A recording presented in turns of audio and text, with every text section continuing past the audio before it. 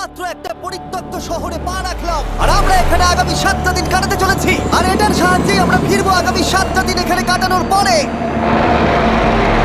আমরা কেন এটা করছি? কন্টেন্টের জন্য। এই ছবির মতো শহরটা যুদ্ধের সময় বোম ফেলার কারণে পরিত্যক্ত ঘোষণা করা হয়েছে, অর্থাৎ এখানে এখন আমরা এবং আমাদের ক্যামেরাম্যান ছাড়া আর কেউ নেই। অন্তত আমরা তাই জানি। আমাদের অ্যাডভেঞ্চার কি এই ছাদ থেকে শুরু হচ্ছে?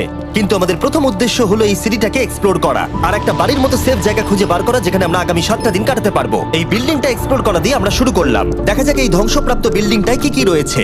আমার মনে হচ্ছে এই কাঠগুলোর নিচে মেঝে রয়েছে। সেটা একটা ভাবেই জানা যেতে পারে। ঠিক আছে, এটা পাগলামি।